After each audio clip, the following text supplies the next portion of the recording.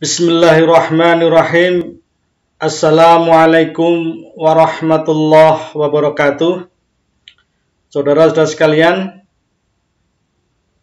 pada kesempatan ini kita akan melanjutkan kuliah kita Ulumul Hadis yang pada kesempatan ini memasuki pertemuan yang ke-10, yaitu tentang tahammul wal ada, atau yang kita kenal dengan sistem periwayatan hadis. Saudara sekalian, kalau kita fahami, kalau kita perhatikan secara sungguh-sungguh bahwa hadis yang kita terima, yang kita baca, tentu ini tidak muncul begitu saja, tiba-tiba kemudian kita terima, tapi adalah sebuah proses panjang di mana di situ ada proses yang dikenal dengan istilah tahammul wal ada, yaitu penerimaan hadis, kemudian juga penyampaian hadis. Yaitu penyampaian hadis yang dilakukan oleh Rasulullah, kemudian diterima sahabat, kemudian dari sahabat disampaikan kepada tabi'in dan diterima tabi'in, dari tabi'in dan begitu terus menerus, maka disitulah apa yang kenal dengan istilah tahammul wal ada. Oleh karena itu pada kesempatan kali ini dalam pembahasan tahammul wal ada ini kita awali dari apa sih sesungguhnya yang dimaksudkan dengan tahammul wal ada.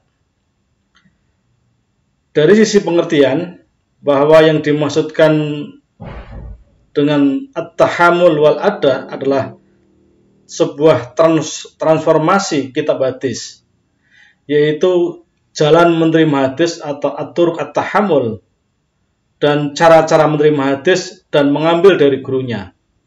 Jadi sekali lagi, bahwa yang dimaksudkan dengan tahammul wal ada adalah sebuah proses transformasi atau dikenal transmisi sebuah kitab hadis, yaitu yang menjelaskan di sana jalan menerima hadis atau cara-cara menerima hadis dan cara-cara menyampaikan hadis, maupun juga bagaimana mengambil hadis dari guru itu.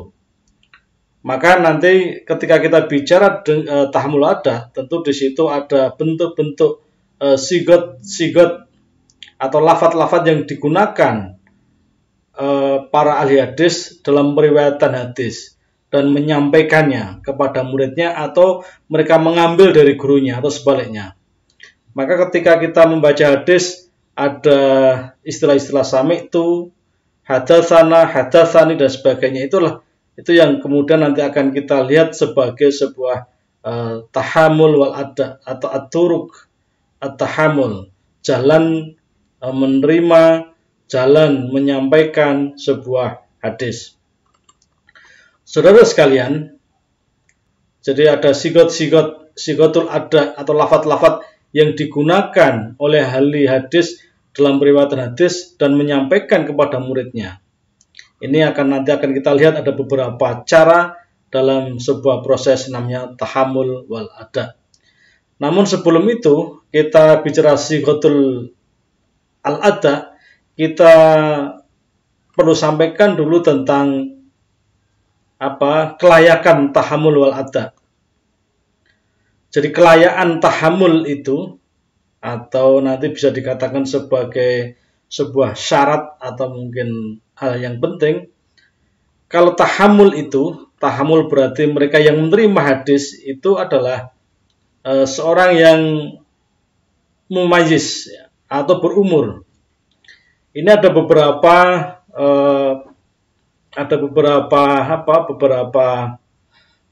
perbedaan pendapat di kalangan ilmu hadis.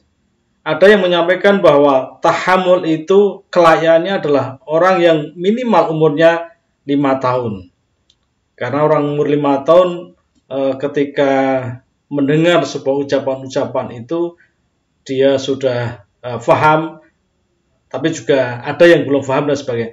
tetapi ini didasarkan pada kemampuan seorang ahli hadis, misalkan Al-Bukhari misalkan, atau Imam Syafi'i. Mereka adalah ketika masih kecil pun mereka sudah banyak hafal hadis dan sebagainya, sehingga ini syarat itu adalah minimal 5 tahun. Yang kedua adalah absah, artinya mereka memiliki pendengaran yang memadai, memiliki pendengaran yang baik. Ini adalah kelayakan tahammul, orang yang menerima hadis. Jadi sekali lagi saya tegaskan di sini bahwa orang yang layak untuk menerima hadis itu adalah orang yang sudah berumur atau mumayyiz, atau meskipun umur 5 tahun atau anak pun juga mereka juga ada beberapa yang mereka juga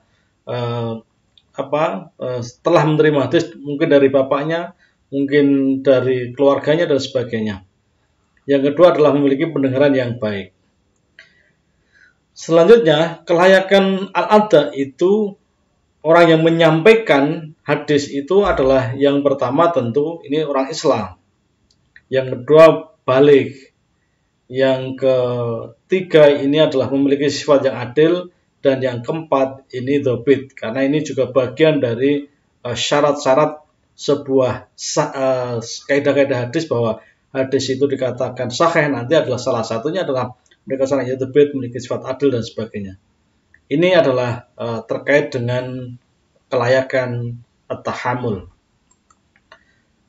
Selanjutnya adalah bagaimana cara-cara tahammul wal ada. Cara-cara tahammul wal ada. Jadi tentu di situ cara-caranya nanti ada sigot-sigotnya. Nah, hadis diterima atau disampaikan itu yang pertama namanya asima ya. Jadi asima ini ya, asima kita dengar asima atau al-sama, as-sama atau al-sima itu adalah yakni pembacaan oleh guru kepada sang murid ya. Jadi di situ arti sederhananya sama ada pembacaan oleh guru kepada sang murid. Yaitu cara yang ditemui oleh para muhaditsin ini pada periode pertama untuk meroleh sebuah hadis Nabi. Kemudian juga akan diikuti pada generasi-generasi berikutnya atau periode-periode berikutnya. Jadi pembacaan guru oleh sang murid ya. Jadi pembacaan guru kepada sang murid. Jadi seorang guru membacakan, kemudian murid mendengarkan. Maka ketika tahammulnya itu adalah seorang murid, al-adanya seorang guru. Dengan cara apa? Dengan cara mendengarkan. Nah, ini model ini saya kira juga mulai sejak dulu ini yang cukup terkenal. Nah, metode ini ya, jadi metode ini terbentuk ya, metode ini berbentuk yaitu penyampaian secara lisan. Jadi murid butuh waktu yang lama karena dalam satu pertemuan mungkin hanya dibacakan 3 atau 4 hadis saja. Kemudian pembacaan kitab bisa jadi guru membacakan kitabnya sendiri atau kitabnya orang lain, tapi bisa jadi kitabnya muridnya. Nah, ini juga ada bermacam-macam. Tapi yang jelas bahwa pembacaan kitab ada proses ketika tahammul menerima atau ada menyampaikan, itu ada proses pembacaan. Maka ketika ada proses pembacaan itulah yang kemudian dikatakan nanti asima. Ada beberapa pihak yang mendengarkan, atau baik itu guru ataupun juga murid. Guru sebagai al-ada, murid sebagai tahammul. Kemudian juga metode ini juga bisa saja berbentuk tanya jawab. Tanya jawab ya, ini bisa jadi bentuknya tanya jawab. Yang keempat ini bisa saja didiktekan, seperti kita belajar ketika di SD itu, ketika kita kecil itu ada didiktekan, guru mendiktekan atau kemudian mendiktekan kepada muridnya, muridnya sambil melihat atau membaca sebuah kitab dan sebagainya. Ini adalah tahammul wal ada dari prosesnya adalah tahammul wa ada yang menggunakan metode as-sima. Saudara sekalian, lafaz-lafaz yang digunakan dalam meriwayatkan hadis ini tadi karena kita menggunakan metodenya atau dengan sama, maka sigotnya menggunakan kalimat yang sering dipakai oleh at-tahammul, orang yang menerima itu kemudian menyampaikan lagi dengan kata-kata akhbaroni, akhbarona. Seorang telah menghabarkan kepadaku atau seseorang telah mengabarkan kepada kami. Atau juga dengan sigot yang lain ada hadatsana, hadatsani. Seorang telah bercerita kepadaku atau seseorang telah bercerita kepada kami. Atau yang kemudian paling populer itu dengan menggunakan sami'tu, sami'na. Saya telah mendengar, kami telah mendengar. Ini yang sering yang cukup populer di kalangan para muhaditsin, ya. Tiga-tiganya itu yang populer. Inilah yang disebut dengan metode as-sima. Terus sekalian, meskipun nanti ada banyak ya, ada banyak metode, tapi saya kira yang paling populer nanti metode as-sima atau as-sama tadi, atau mendengarkan, yang saya kira banyak ditempuh oleh para periwayat hadis atau sistem periwayatan sebuah hadis. Metode yang kedua adalah qiraah. Jadi al-qiraah ala syai' atau yang disebut atau dikenal dengan al-arad, ya. Al-qiraah, ya. Ini suatu cara penerimaan hadis. Jadi suatu cara penerimaan hadis dengan cara seseorang membacakan hadis di hadapan gurunya. Baik dia sendiri membacakan maupun orang lain membacakan. Sedangkan sang guru mendengarkan atau menyimak, baik guru itu hafal maupun tidak, tetapi dia memegang kitabnya atau mengetahui tulisannya. Jadi al-arad al-qiraah itu sekali lagi bahwa tahammul atau sebuah penerimaan atau penyampaian hadis itu dengan cara bahwa seseorang membacakan hadis, dalam hal ini adalah muridnya, membacakan hadis di hadapan gurunya, murid membacakan hadis di depan gurunya, baik dia sendiri yang bacakan, atau baik dia yang bersangkutan sendiri, ataupun orang lain. Artinya orang lain itu sama-sama murid, tapi juga muridnya mendengarkan. Nah, sedangkan seorang guru ini mendengarkan atau menyimak, baik guru itu hafal maupun tidak. Yang jelas guru memiliki kitab atau kitab orang lain kemudian menyimak. Tapi sumber-sumber informasi tentu ini berasal dari guru, ya. Tetapi yang membacakan itu adalah murid di hadapan guru ataupun juga murid-murid yang lain.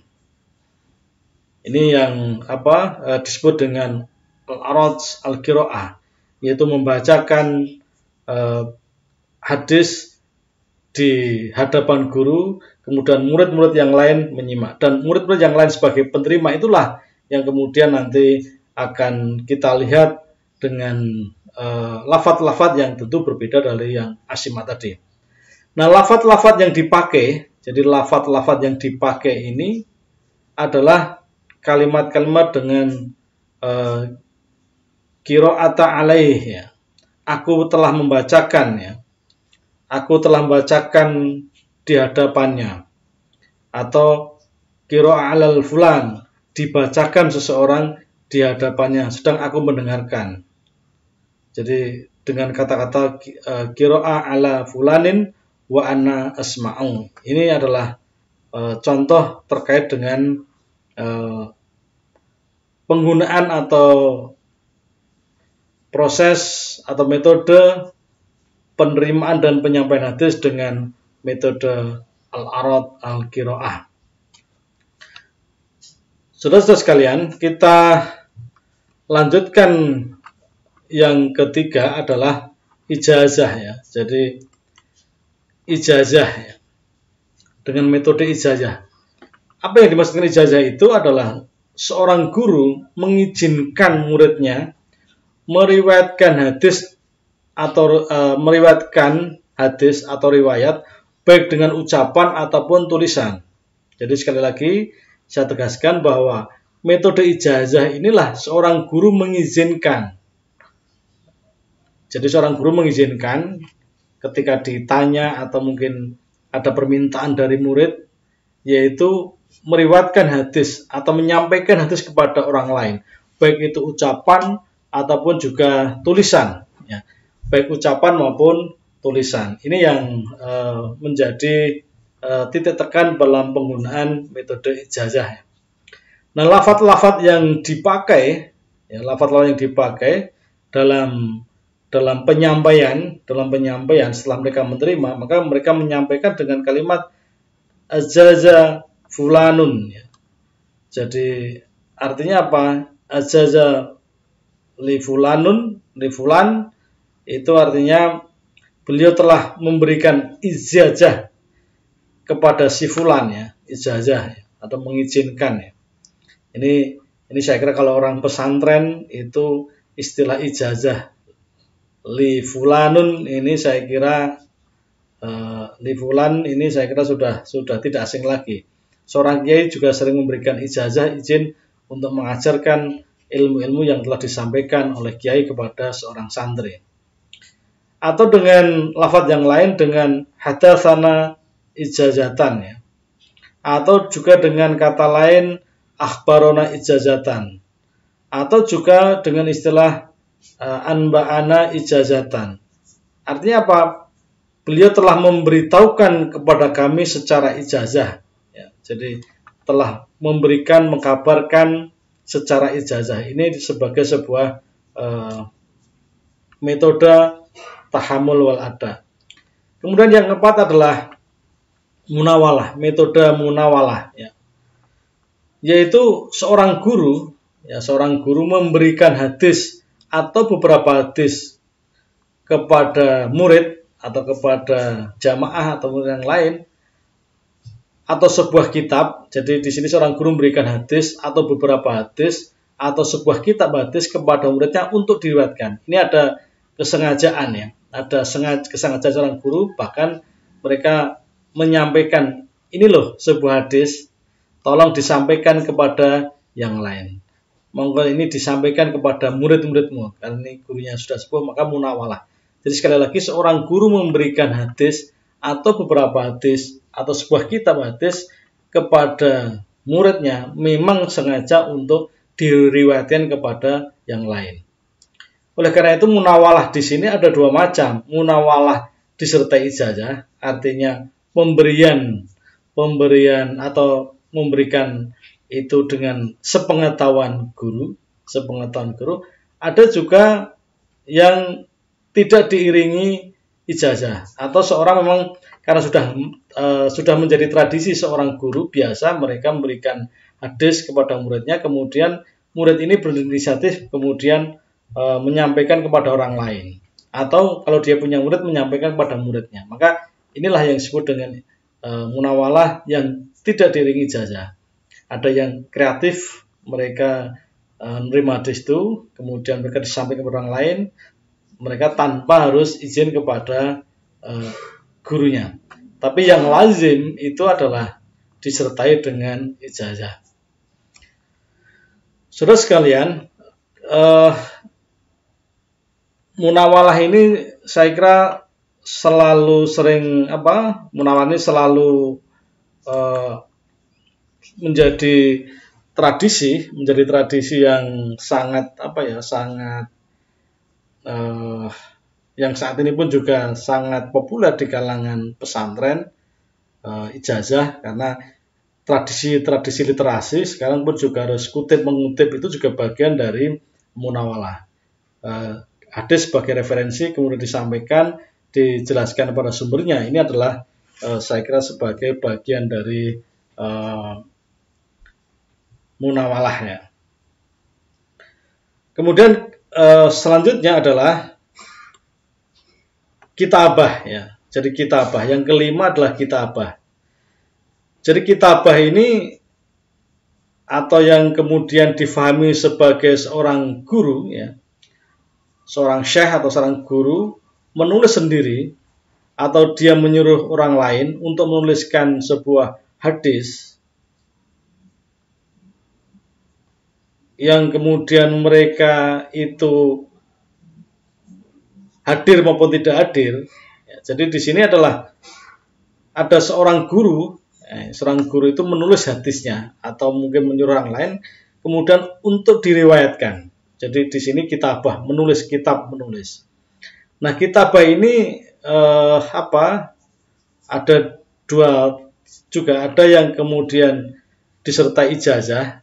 Ijazah artinya disertai ijazah itu untuk diriwayatkan, atau juga tidak disertai dengan ijazah, izin. Jadi ketika seorang guru memiliki memiliki sebuah hadis, ya. Jadi memiliki sebuah hadis ini dia menyuruh muridnya untuk menyampaikan secara umum, ya. Tapi kemudian secara khusus misalkan ada yang menyampaikan ijazah. Misalkan contoh, Ustadz, ini saya akan menyampaikan hadis ini kepada si A, mohon diijazahi. Atau ada orang yang sama sekali mereka membuat referensi tanpa ada ijazah. Saya menulis ini untuk sahabat saya, misalkan, aku ijazahkan kepadamu apa yang aku tulis untukmu, misalkan. Ini disertai dengan ijazah dari gurunya, ataupun juga tidak dari gurunya. Ini yang metode yang kelima. Metode yang keenam namanya al-i'lam, ya. Artinya memberitahu, ya, memberitahu. Yaitu seorang syekh atau seorang guru memberitahu seorang murid bahwa hadis ini atau kitab ini adalah riwayat dari si fulan dengan tidak disertakan izin untuk diriwayatkan kepada orang lain. Jadi hanya ini sifatnya pemberitahuan, memberitahu seorang murid bahwa hadis ini atau kitab ini adalah riwayat dari si fulan. Nah, ini. Jadi mereka yang memberitahu bahwa ini loh ada hadis bersumber dari misalkan Umar bin Khattab, ini loh hadis yang disampaikan dari Utsman bin Affan atau dengan Abu Bakar dan sebagainya. Ini maka kemudian mereka menyampaikan dan mereka hanya memberikan pemberitahuan tentang sumber-sumber hadis itu. Maka lafaz-lafaz yang dipakai ini adalah dengan kalimat alamani syekh. Jadi alamani syekh artinya apa? Guruku telah memberitahu kepadaku. Alamani syekh. Jadi guruku telah memberitahu kepadaku, ya. Tentang apa? Tentang sebuah hadis. Metode yang ketujuh adalah metode al-wasiyah. Meskipun ini juga ada yang setuju, ada yang tidak setuju, apakah bisa sebuah tahamul wal ada, proses periwayatan itu dengan al-wasiyah, mewasiati, meskipun ini tidak jarang dikenal, tapi ada beberapa hal yang saya kira di dalam literatur juga dijelaskan tentang seorang guru mewasiatkan di saat mendekati ajalnya atau dalam perjalanan sebuah kitab yang diwasiatkan kepada seorang perawi. Jadi misalkan ada seorang guru yang memiliki catatan, memiliki kitab, ini mereka mewasiatkan agar hadis ini disampaikan kepada orang atau hadis ini diriwayatkan kepada orang lain. Maka ini wasiat. Nah, ini juga dalam proses periwayatan ini juga diakui dalam ulumul hadis. Nah, ketika menyampaikan riwayat itu, maka sigot yang dipakai itu dengan kata-kata ini, ausi, bisa ausa, ya, ausi ilayya fulan, ausi ilayya fulan bi kitabin, misalkan. Jadi si fulan telah mewasiatkan kepadaku sebuah kitab, atau dengan kata-kata hadatsani fulanun wasiatan. Jadi si fulan telah bercerita kepadaku tentang sebuah wasiat. Apa wasiatnya? Yaitu untuk menyampaikan sebuah hadis. Nah, yang terakhir adalah al-wijadah. Wijadah itu mendapatkan, yaitu seorang perawi hadis atau kitab dengan tulisan seorang syekh dan ia mengenal syekh tersebut, sedang hadis-hadisnya tidak pernah didengar ataupun ditulis oleh si perawi. Maka dalam menyampaikan hadis kitab yang didapatinya itu dengan jalan wijadah, atau si perawi itu berkata bahwa wajadtu bi katti fulanin, aku mendapatkan buku ini dengan tulisan si fulan. Nah, sebenarnya ini yang kemudian ini akan dikenal, ya, tradisi ini akan dikenal pada proses-proses akhir-akhir pembukuan hadis, ya. Ya, ini nanti pusat-pusat kajian hadis ini juga sering, karena karya-karya orang lain pun juga nanti akan digunakan. Ini artinya mendapatkan dari guru-gurunya itu, meskipun mereka tidak ketemu langsung, tetapi mulai karya-karya itulah yang kemudian nanti akan meriwayatkan dengan menggunakan menggunakan lafadz wajadtu bi katti fulanin. Ini meskipun ini juga jarang, tetapi ini juga diakui sebagai sebuah tahammul wal ada. Saudara-saudara sekalian, jadi di proses tahammul wal ada itu menggambarkan, ya. Jadi tahammul wal ada itu menggambarkan bahwa proses transmisi sebuah hadis itu melalui sebuah proses yang sangat ketat, ya, sangat ketat. Mulai dari kelayaannya, baik kelayaan tahammul tadi, kemudian juga kelayaan seorang al-ada itu juga disampaikan sangat ketat. Maka ketika dalam proses persyaratan-persyaratan itu, metode-metode itu juga bagian dari metode yang sangat ketat. Artinya untuk mengetahui sejauh mana kira-kira hadis itu bisa difahami secara baik itu yang kemarin kita jelaskan itu baik secara maknawi maupun secara lafzi ketika dalam proses tahammul penerimaan maupun juga dalam proses penyampaian, yaitu al-ada. Ini yang saya kira penting untuk dalam studi-studi ilmu hadis. Saudara sekalian, demikian mudah-mudahan apa yang saya sampaikan pada pertemuan yang ke-10 ini tentang tahammul al-ada atau sistem periwayatan sebuah hadis atau sebuah transmisi hadis dengan metode-metode tertentu inilah, sehingga kita nanti akan ketika membaca hadis menemukan ada istilah akhbaroni, hadatsani, itu inilah yang dimaksudkan dengan proses sebuah transmisi itu. Berarti di sini prosesnya asima, akhbaroni. Ini pakai dengan kata ta'awsi, ternyata ini wasiat. Atau kita menemukan dengan kata-kata ijazah, ini berarti ini ada ijazah dan sebagainya. Demikian, mudah-mudahan bermanfaat. Assalamualaikum warahmatullahi wabarakatuh.